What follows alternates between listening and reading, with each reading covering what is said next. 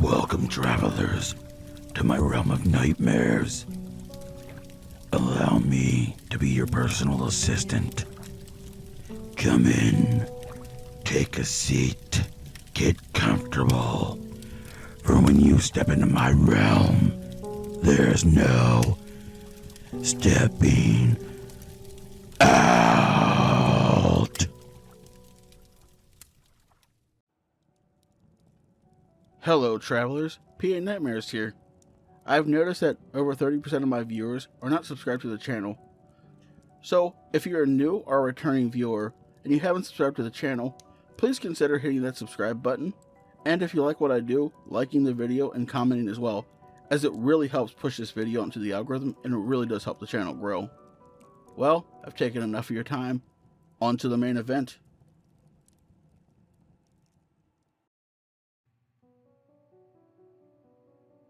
Oh my goodness! The excitement in her voice was apparent. Look at how beautiful this house is! The living room is so spacious. This is one of the best houses in the area, and the owner is in a situation where he really just wants to get rid of it. The man with slicked back hair grinned as he guided her into the kitchen. Honestly, if the two of you wanted to look at the paperwork today, I can all but guarantee he will sign it over to you without question. I watched as he started pointing out various features of the kitchen: the new tile floor, the freshly painted walls, the bright red dinner-style trimming. She was beaming over it all. Me, on the other hand, I was confused. Where the hell was I? Less than 5 minutes ago, I had been sitting in my living room playing my Xbox with my girlfriend, eating a double cheeseburger from Burger King, and just having a nice lazy Saturday. I started feeling a bit dizzy, shook my head, and then I was here. I went from my apartment's living room to the entryway of a Leave It to Beaver set piece. I slipped my hand into the pocket of my way too fancy pants and felt a car key. That's it. No phone, no wallet, just a damned car key. The woman that was touring the house with the man in the brown suit wasn't even my girlfriend. I genuinely had no idea who the hell she was. After taking a moment to gather my thoughts and slow my breathing, I turned around to look outside. In the driveway was a car that I'd never seen before. It looked old, that was for sure. Then my eyes shifted over to the house across the street. They had a car that looked identical to mine. Mine? Why was I thinking this car was mine? My car was a 97 Nissan Sentra, not the muzzle-bound hulk of metal that was sitting outside. And once again, a thought entered my mind. Where the hell was I? As I tried to piece literally anything together, my eyes met with those of a Mr. Rogers impersonator, watering his lawn with a garden hose. He smiled widely, lifted his free hand, and waved in my direction, almost as if I had no control over my own body. I reflectively lifted my right hand and waved at him, my mouth twisting into a friendly grin. "So, Paul, what are you thinking?" The deep voice in Sunday wear hit me from behind. "It's Mike." I mumbled a correction without even turning. "Mike?" The man sounded slightly confused. "Why did you change your name, buddy?" "I've known you for 5 years, and I've always called you Paul." He laughed and patted me on the shoulder. "Paul, I think this is the one." The woman in the other room excitedly made her comment. "If you changed your name to Mike at some point, you probably should have told that pretty little firecracker in the other room, eh, champ?" The man chuckled slightly again. "Anyway, when I was talking to Charles the other day about you, I told him that you were interested in the house. You know what he said?" "No." I turned to look at him. I don't even know who that is. "Paul, my man, you need to lay off that bottle." The man laughed at his own joke once more.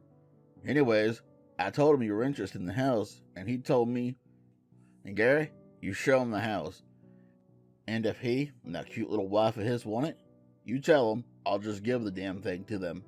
He said it was his way of saying thanks. Why does he want to get rid of it so badly? I couldn't help but ask. Something about this conversation with Gary was alluring. Something about it was drawing me in. Oh, come on now, Paul. He grinned at me for a moment, before pausing and falling back to a straight face. How? You're being serious? Well, yeah. I shook my head slightly.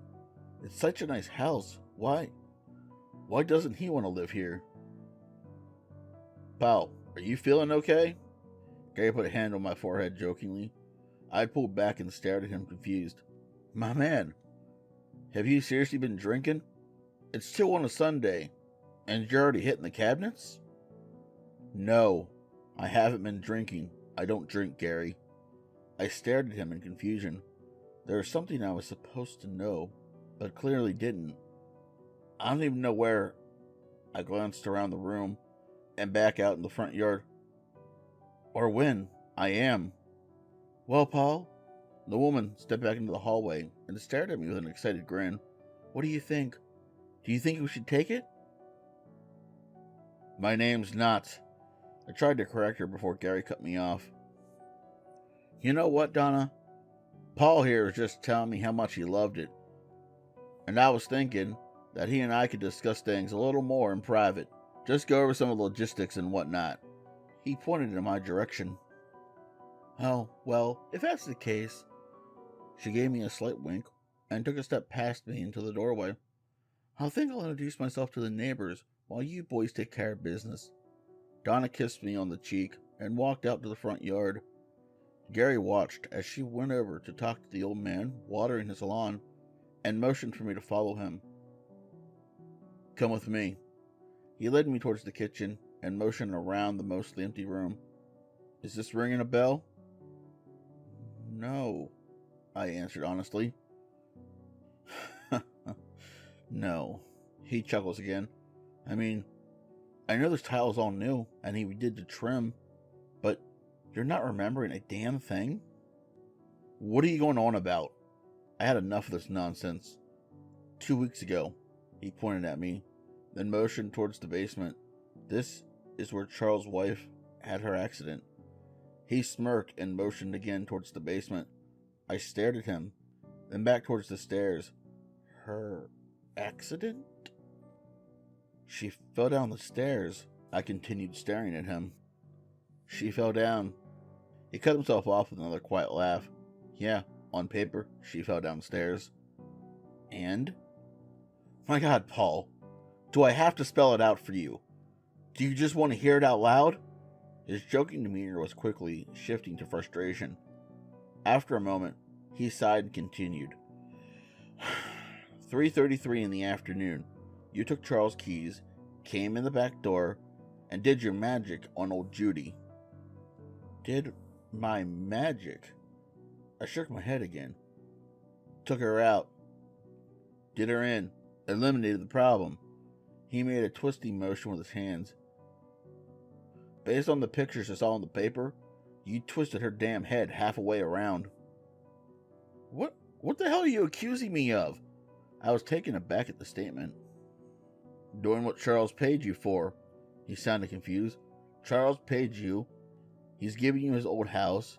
You got the beautiful Chevy sitting out front, and in return, you broke into his house and silenced the old pain in his ass. That was about to take him down for sleeping with his secretary. He laid the whole scenario out in black and white. Does that get your motor running or something? Hearing someone tell you the details, he patted his hand on my shoulder. You really are a sick son of a bitch, Paul. I like you. Get your hand off of me, I shouted at him. I didn't kill anyone, and I certainly didn't kill anyone for money. Paul? Donna's confused tone cut through the tension. What are you talking about? He's saying that I murdered Judy. He's claiming that I murdered some woman for money. Whoa, Paul, come on. Why would you say that out loud? Gary's demeanor was pulling towards defensive. Why would you bring Donna into this? I don't even know who Donna is. I was at my breaking point. I don't know who you are, I don't know who Charles is, and I sure as hell didn't kill anyone. The room felt like it was slowly starting to spin. 10 minutes ago, I was sitting on my couch, playing some mindless game with my girlfriend. Then I woke up here. I don't know where I am. I don't know who you people are, and I just want to go home. Paul, what's wrong with you? I could tell that I was scaring Donna. What do you mean you don't know who I am? She paused again, and she shook her head. Wait, Judy? That woman that fell down the stairs? She glanced over, and realization set in. Oh God, that was this house? She quickly shifted her attention to me. You killed her? Damn it, Paul. Gary dropped his head and sighed. Now we have to take care of this problem. Like hell. I stepped forward and grabbed Gary by the jacket he was wearing. Listen here, you son of a bitch. I pushed him forward and was met with what I could only describe as a cold pain in my neck.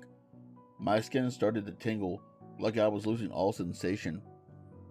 My vision started to blur, and my ears were ringing. The only other sound was that of Donna shrieking. I slowly reached up towards my neck and gripped the small handle, pulling it away from my neck. The switchblade in my hand was covered in blood. I could feel my blood pressure dropping as my arterial spray covered the wall beside me. After taking a slight step back, I fell straight onto the hardwood floor, and everything slowly faded. Even though it was growing darker by every split second, I could still hear Donna screaming and see Gary's feet. He stepped over me and towards Donna. Her screaming stopped no more than a second later. Then there was nothing. It was all black, all silent. Oh my goodness! The excitement in her voice was apparent. Look at how beautiful this house is. The living room is so spacious. I blinked and stared into the entryway of the same house I had just died in. This is one of the best houses in the area, and the owner is in a situation where he just really wants to get rid of it. The man with the slick back hair grinned as he motioned towards the kitchen.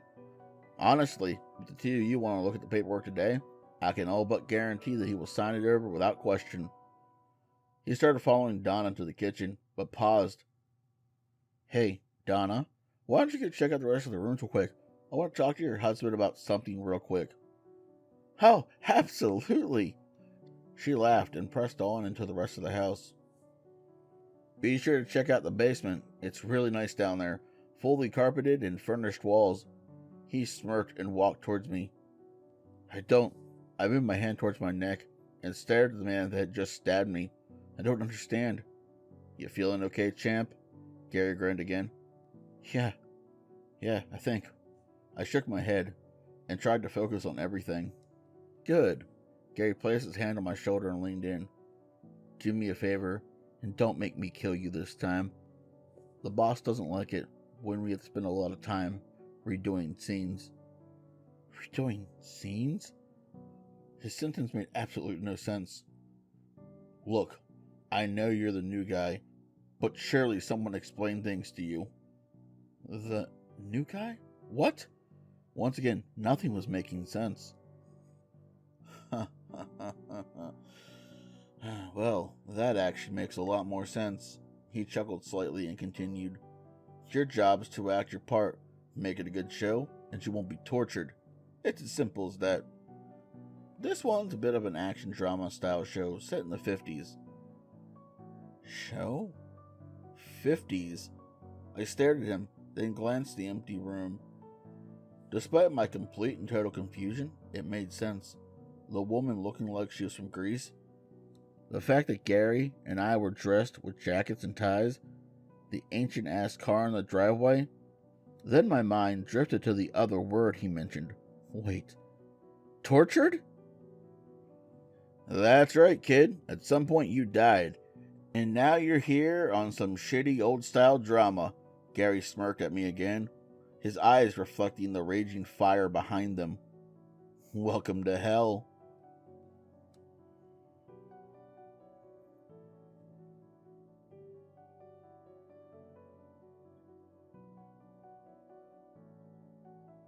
I would like to thank tonight's author or authors for allowing me to use their works. If you enjoyed this, the authors' links will be in the description below. Please check them out and let them know PA sent you. Also, if you like to walk around representing my realm and gaining new travelers, the links to my merch store, my website, and all of my other social medias will be in the description below. As always, I'd like to say a special thank you to all my lovely Patreons. All of their names will appear on screen. I'll make sure to put all their links in the description below so you guys can check them out as well if you'd like. But as always, travelers, once you step into my realm, there's no stepping out.